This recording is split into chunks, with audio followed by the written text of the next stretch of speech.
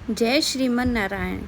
तो दोस्तों, एकादशी का पारण हमेशा हरिवासर का समय पूरा होने के बाद ही किया जाता है।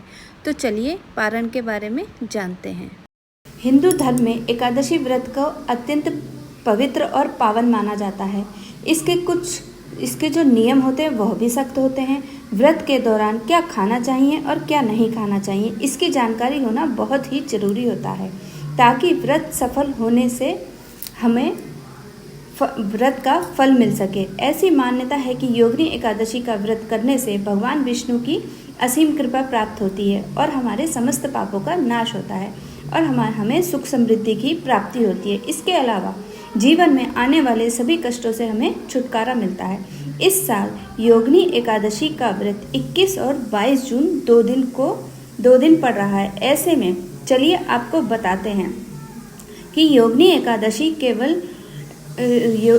एकादशी के दिन क्या खाना चाहिए और क्या नहीं खाना चाहिए। तो पहले बात करते हैं कि हमें क्या खाना चाहिए।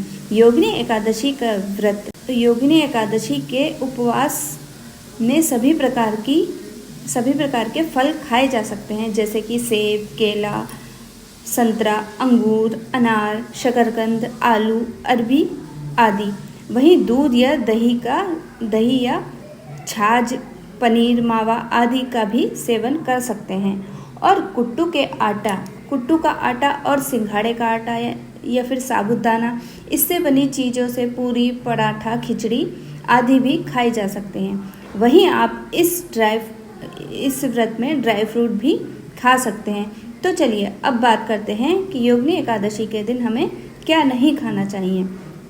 तो योगिनी एकादशी में कुछ व्रत चीज़ों का सेवन करना पूर्णतः वर्जित माना जाता है, जैसे कि जब आप व्रत रखें या ना रखें, नियमों का पालन करना पर व्रत का फल नहीं मिलता है, पाप भी लगता है, ऐसी मान्यता है।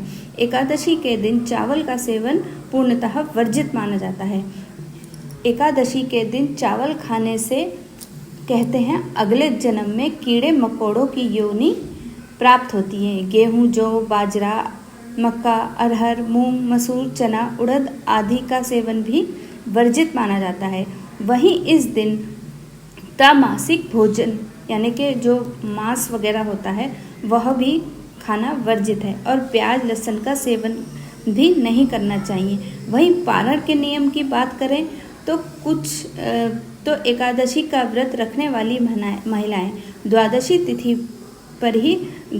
तिथि पर हरिवासर मुहूर्त समाप्त होने के बाद ही अपना व्रत का पारण करें। पारण में सबसे पहले भगवान को चढ़ाए गए प्रसाद जैसे तुलसी दल युक्त जल, फिर जल का सेवन करें और सात्विक भोजन ग्रहण करें। एकादशी के कुछ नियमों को दशमी तिथि की शाम से ही शुरू कर देना चाहिए। तो दोस्तों चलिए बात करते हैं एकादशी के सही विधि पूर्वक पारण के बारे में। तो योगिनी एकादशी का पारण किस विधि से करना चाहिए। देखिए, बहुत से लोग एकादशी का व्रत करते हैं लेकिन उनको पारण की सही विधि नहीं मालूम होती है, जिस वजह से उनको एकादशी व्रत का कोई फल नहीं मिल पाता है। इसीलिए पारण विधि सही तरीके से करना बहुत ज़रूरी होता है। तो बहुत से लोग एकादशी का व्रत 21 जून को करेंगे और बहुत से लोग एकादशी का व्रत 22 जून का करेंगे। तो जो लोग एकादशी का व्रत 21 जून को करेंगे उनको 22 जून की सुबह सूर्योदय के पश्चात पारण करना है। और जो लोग अपनी गुरु परंपरा के हिसाब से व्रत को 22 जून को रखने जा रहे हैं उनको अगले दिन यानी 23 जून को सूर्योदय के पश्चात पारण करना चाहिए। देखिए, पारण करने के 3 नियम होते हैं। सबसे पहले यदि आपके घर में जगन्नाथ प्रभु का दिव्य प्रसाद रखा हुआ है तो उसमें से एक दाना लेकर आप ग्रहण करें और इस व्रत का पारण कर सकते हैं।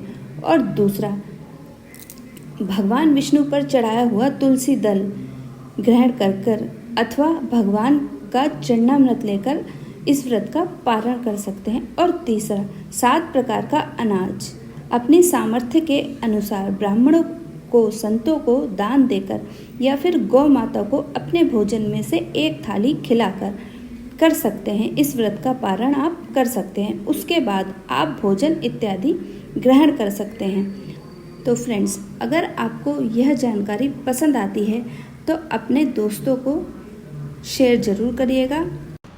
कमेंट में राधे राधे ज़रूर लिखिएगा। मिलते हैं इसी तरह की एक और नई वीडियो के साथ। तब तक के लिए जय श्री राधे राधे।